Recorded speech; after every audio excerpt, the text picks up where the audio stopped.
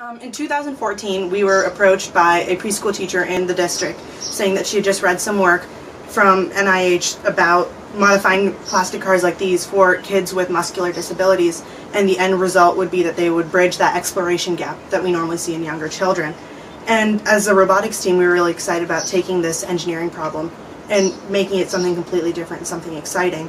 So we worked with changing the steering and the driving and the seats so that kids all over with all kinds of different disabilities would be able to take it and really learn from it and grow.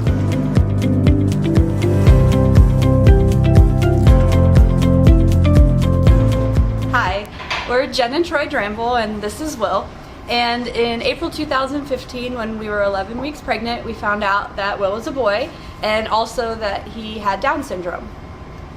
And so, since my team was already modifying cars for children with disabilities, we made the decision that the next car we'd modify would be for Will. And so that's why we're here today. We're finishing up the final touches on Will's Jeep, and hopefully we'll use it to bridge the exploration gap, because he's 8 months old, and that's around the time that a typically developing child would be becoming mobile and exploring their environment. And so now we'll be able to put him in his Jeep and he'll be able to control his mobility and explore his environment.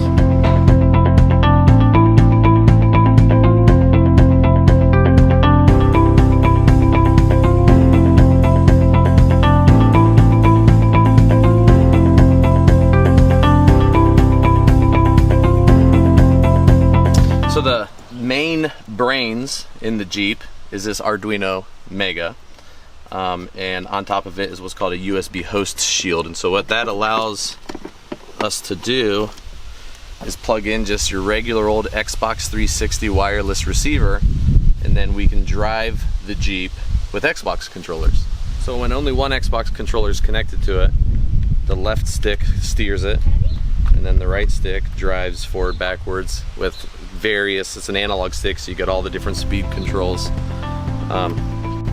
When two Xbox controllers are connected to it, so when we stick the steering wheel on for Will, he controls go, and then I steer it, and then I can also bring it to a halt if I need to, like an emergency stop, if he's going to drive into a wall or a curb or a person.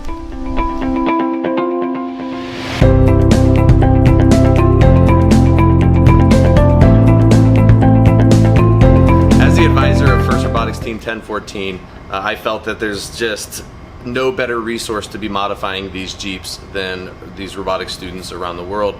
And so what I want to see is I want to see FIRST Robotics teams becoming involved. I want every member of their community to know that when they're done with their child's Jeep or they think their Jeep's broken, find your local FIRST Robotics team, donate the Jeep to them, ask them to modify it. And then for all the FRC or FLL, FTC, for all the robotics teams out there, once you modify your Jeep, find a local Board of Developmental Disabilities or Down Syndrome Association or any lending library to donate the Jeep to, so we can get more of these Jeeps into the hands of the kids who need them.